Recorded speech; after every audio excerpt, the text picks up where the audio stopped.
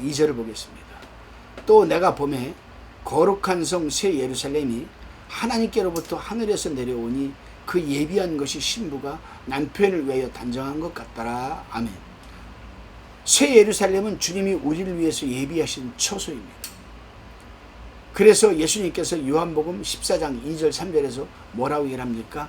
내 아버지 집에 거할 곳이 많도다. 그렇지 않으면 너희에게 일렀으리라. 내가 너희를 위하여 처소를 예비하러 가노니 가서 너희를 위하여 처소를 예비하면 내가 다시 와서 너희를 내게로 영접하여 나 있는 곳에 너희도 있게 하리라. 여러분, 분명히 이 말씀이 있는데 문자적으로 왜 우리는 이 말씀을 이상하게 상징적으로 영적으로 해석을 하려고 하는 건지 모르겠습니다. 문자적으로 그대로 믿어야 되는 거예요. 이 말씀대로 예수님은 지금 가셨잖아요. 가서 우리가 들어갈 처소를 지금 예비해 두셨잖아요. 예수님이 다시 오시기만 하면 되는 겁니다. 그래요, 여러분. 예루살렘은 땅에 예루살렘이 있고 하늘이 예루살렘이 있습니다. 땅이 예루살렘이 있고 하늘이 예루살렘이 있습니다. 새 예루살렘은 하늘의 도성인 하늘의 예루살렘이죠. 히브리서 12장 22절 참고하시기 바랍니다. 갈라디아서 4장 26절에는 이것이 위에 있는 예루살렘으로 표현되어 있습니다. 새 예루살렘의 거주자들은 앞으로 이 새 땅에서 왕노릇할 바로 여러분 그리스도인 여러분과 저라는 사실입니다. 새 예루살렘을 신부 곧 어린 양의 아내라고 21장 9절에 기록하고 있죠. 이것은 교회인 신부들의 거처임을 지금 예시하는 겁니다. 아무나 새 예루살렘에 들어가는 것이 아닙니다. 여러분 예수 믿는다고 해서 교회 다닌다고 해서 아무나 여러분 새 예루살렘에 들어가서 아무나 정치하고 아무나 고을들을 다스립니까? 천만의 말씀 아닙니다. 여러분. 어린 양이 생명책에 기록된 자들만 여러분 새 예루살렘으로 들어갈 수가 있습니다. 계시록 21장 27절에 분명히 기록하고 있습니다. 그러면 여기서 우리는 무엇을 깨달을 수 있는가? 예수를 믿어도 하나님께서 생명책에 기록되어 있기 때문에 우리는 힘들어도 예수를 믿게 되는 거예요. 우리의 의지로 믿는 게 아닙니다. 그러나 세속적인 방법으로 예수를 믿고 교회를 다니는 사람들은 때가 되면 반드시 세상으로 돌아가게 되어 있습니다. 왜요? 생명책에 기록이 되어 있지 않기 때문에. 자, 하나님께로부터 하늘에서 내려왔다고 했습니다. 새 예루살렘이 하나님께로부터 하늘에서 내려온다는 것은 하나님의 보좌가 있는 곳이므로 하나님께로부터 내려온다는 것 말씀하신 것이고, 하늘에서 내려온다는 것은 은하계 저편에서 하나님이 새로 창조한 새늘과 새 땅으로 내려온다는 것을 뜻하는 겁니다. 새 예루살렘은 현재의 천국이며 그것은 하나님의 별입니다. 우주 안에 싣지 않은 별이 하나님의 능력으로 이동하게 되는 것이죠. 새 예루살렘은 움직이는 하나의 거대한 이동도시라고 할 수도 있습니다. 생명에서 어디로 내려왔는지 그 종착지를 밝히고 있지는 않지만 그것이 새 땅으로 내려오는 것은 여러분 분명한 사실입니다. 그것이 이 새 땅에 내려옴으로써 하나님의 장막이 사람들과 함께 있게 되고 땅의 왕들이 자기 영광을 가지고 그리로 들어가게 되며 사람들이 만국의 영광과 존귀를 가지고 그리로 들어가게 됩니다. 이 하늘에서 내려오는 이 새 예루살렘 성은 신앙의 승리자들에게 주어지는 선물임이 성경에 분명히 기록되어 있습니다. 그래서 계시록 3장 12절에 보게 되면은 우리가 이미 강해를 들었지만은 이기는 자는 내 하나님의 성전에 기둥이 되게 하리니 그가 결코 다시 나가지 아니하리라. 내가 하나님의 이름과 하나님의 성 곧 하늘에서 내 하나님께서 내려오는 새 예루살렘의 이름과 나의 새 이름을 그의 위에 기록하리라. 여러분 제가 이런 말씀을 해도 이미 우리는 신앙의 틀이 딱 잡혀져 있기 때문에 어느 누구 말도 믿지는 않겠지만은 듣지도 않겠지만은 하나님의 말씀만은 꼭 믿으시기를 바랍니다. 그리고 하나님의 말씀을 여러분 믿으시다라면 잠시 잠깐 이 세상의 낙을 누리기 위해서 그 썩 없으실 물질에 얽매여 가지고 바등바등하다 살다가 하늘에 상급 하나 쌓아놓지 못하고 하나님 앞에 가서 책망받을 그런 삶을 살지 마시고 내가 적어도 하루 세 끼 먹을 만한 충분한 여유가 된다라면 그거라도 조금 반 끼라도 줄여서 하늘나라 확장 사업에 들어 쓰임받는 데 사용하시고 하나님의 영광으로 해서 쓰임받으시길 바랍니다. 그 물질은 아껴뒀던 물질은 세상에서 먹고 썩어서 배설물로 사라져버리고 말지만 하늘에서는 지금 책망이 기다리고 있지만 우리가 썩어 없어질 배설물을 아껴서 영원히 썩지 않고 쇠하지 않고 종과 동독하지 않는 하늘에 쌓아두게 되면은 여러분 우리가 하나님 앞에 갔을 때 우리 영원한 상급 면류관이 생명의 면류관이 새 예루살렘의 주인공이 새 땅의 성전의 기둥이 된다는 사실을 잊지 마시기를 바랍니다. 그래서 저도 여유가 되면 될수록 저는 나눕니다. 어려운 목사일수록 도와주고 어려운 성도일수록 도와주고 저도 그렇게 살아가요. 그래서 그런 자부심은 있습니다. 언제 주님이 불러도 비록 힘들고 지치고 어렵지만은 언제 주님이 불러도 하나님 앞에 나는 당당히 서서 칭찬될 수 있다. 그런 자부심을 가지고 저도 목회를 합니다. 그래요 여러분, 새 예루살렘이 하늘에서 내려온다는 것은 가장 존귀하신 예수 그리스도가 이 땅을 내려왔다는 데서 그 의미를 여러분 우리는 찾을 수가 있는 겁니다. 근데 이 신부가 남편을 위하여 단장한 것 같다라고 얘기했습니다. 새 예루살렘이 신부가 남편을 위하여 단장한 것 같다라고 했는데 새 예루살렘을 신부 곧 어린 양의 아내라고 표현한 것을 보면 새 예루살렘이 신부들을 위해 예비된 처소라는 주석이 설득력이 있어 보이고 주님이 말씀하신 것이 여러분 진리라는 것을 우리가 알 수가 있습니다. 그래요. 휴거될 성도들이 앞으로 우리가 살아있을 때 주님이 오시게 되면 휴거가 되겠죠. 또 우리가 주님이 오시기 전에 이 세상을 떠나게 되면은 우리는 아브라함 품에 들어가 있다가 주님이 오실 때 다시 부활해서 우리도 참여할 수가 있습니다. 이 휴거될 성도들이 그리스도의 신부로 언급된 19장 7절에서는 어린 양의 혼인기약이 가까웠음을 선포했습니다. 그래요 여러분, 새 예루살렘이 신부처럼 아름답게 단정되었다는 것, 그 도성 전체가 보석으로 꾸며졌고 건축학상의 경이라고 할 만큼 너무나 화려하게 여러분 집들이 지어졌고 가장 이상적인 자연환경을 갖추고 있기 때문에 우리는 여러분 참 사모하게 되는 거죠. 저도 한번 가보고 싶어요. 빨리. 그 대신 하나님의 사명을 감당하기까지는 천수를 누려야 되겠죠.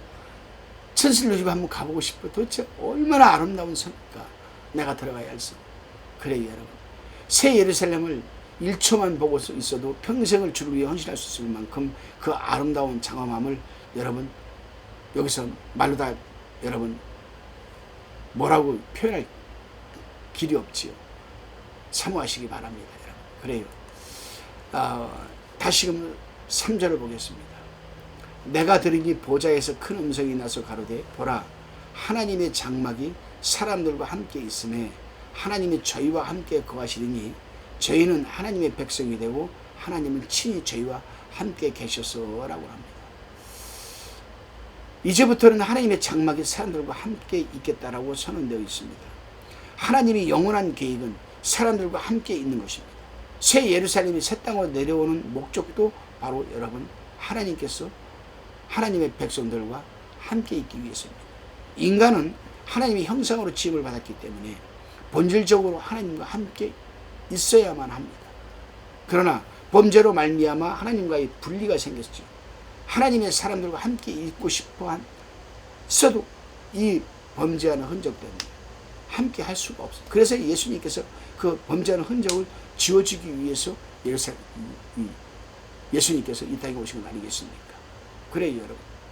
그래서 레위기서 26장 11절 12절을 보게 되면 하나님께서 이 말씀을 하셨습니다. 잘 들어보세요. 내가 내 장막을 너희 중에 세우리니 내 마음이 너희를 싫어하지 아니할 것이며 나는 너희 중에 행하여 너희 하나님이 되고 너희는 나의 백성이 될 것이니라. 자, 레위기서입니다. 예수님이 이 땅에 오시기 1500년 전에 하신 말씀이에요. 근데 이 말씀이 지금 1500년 뒤에 1600년 뒤에 계시록에서 이 말씀을 하고 있습니다. 그러니까 우리가 요한계시록을 온전히 해석하고 이해하고 강의하려면은 성경 전체의 여러분 이 구속사의 흐름과 여러분 신구약 통일성을 알아야 된다는 이유가 바로 여기에 있는 겁니다. 레위기서 26장 11절 12절을 읽게 되면은 계시록에 있는 말씀을 신뢰하게 되잖아요. 그래요 여러분. 뿐만 아닙니다. 구약성경 곳곳에서 이 말씀을 하고 있어요. 에스겔서 37장 27절 28절을 보게 되면 여러분, 내 처소가 그들이 가운데 있을 것이며 나는 그들의 하나님이 되고 그들은 내 백성이 되리라. 내 성소가 영원토록 그들이 가운데 있으니 열국이 나를 이스라엘을 거룩히 하는 여호와인 줄 알리라. 얼마나 여러분 참 이 신구약 통일성이 정확합니까? 이스라엘 백성이 광야 생활을 할 때에도 하나님은 회막에서 모세를 만나 주셨잖아요. 회막에서 하나님을 만나 나오는 모세의 얼굴이 빛이 났잖아요. 그렇습니다, 여러분. 회막, 장막은 하나님의 임재의 상징이었습니다. 하나님은 우리 인간을 사랑하셔서 언제나 인간과 함께 하시기를 원하고 대화를 하기를 원하시고, 하나님과 만나서 대화한 사람들은 그 얼굴에 그렇게 빛이 났었습니다. 그래요. 지금도 여러분 하나님과 늘 기도로 함께하는 사람들 보면 얼굴이 아주 평온함을 여러분 느낄 수가 있는 것 아니겠습니까, 여러분? 그래요. 그래서 하나님께서 인간을 너무 사랑하시고, 왜 사랑하는가? 하나님의 형상대로 인간을 창조하셨기 때문에 하나님은 우리 인간을 사랑하신 것 아니겠습니까, 여러분?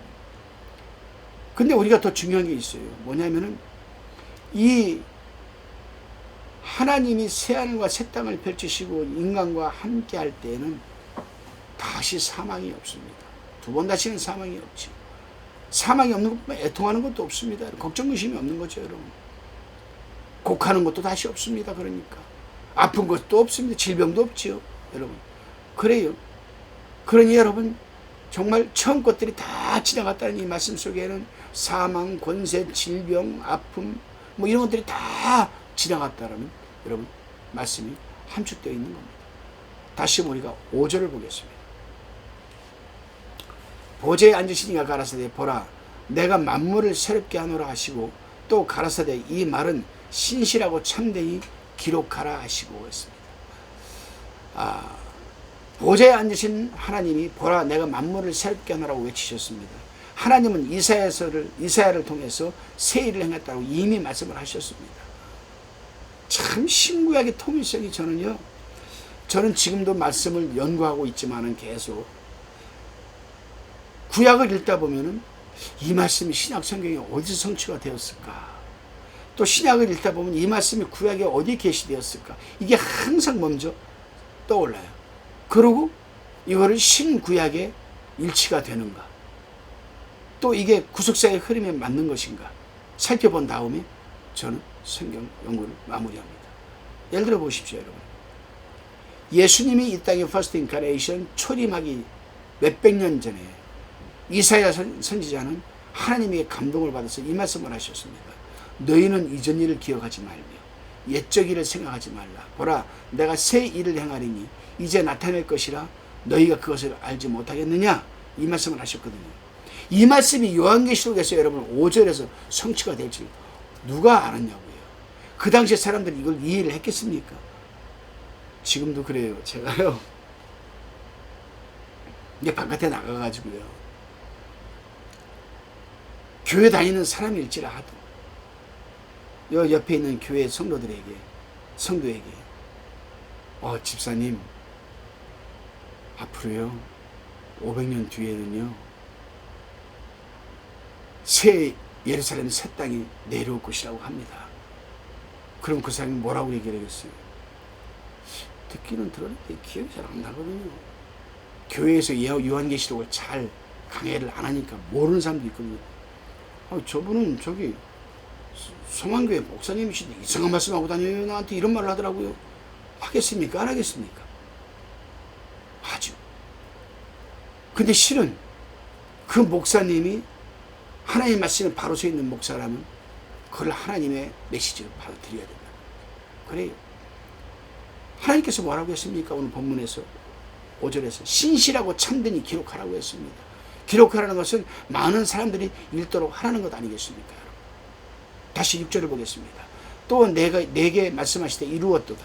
나는 알파와 오메가요 처음과 나중이니 내가 생명수 샘물로 목마른 자에게 값없이 주리니.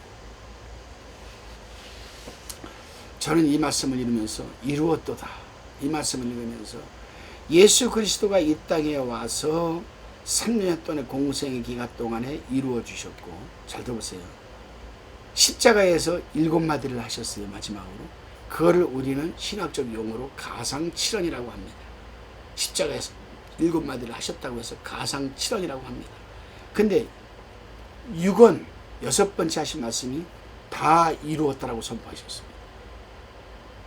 야, 요한계시록에서 지금 또 이 말씀을 하고 있거든요. 다 이루었다. 예수님께서 속죄사역을 완성하시고 십자가에서 운명하실 때 다 이뤘다라고 요한복음 19장 30절에 분명히 십자가 가상 6월에서 말씀하셨습니다.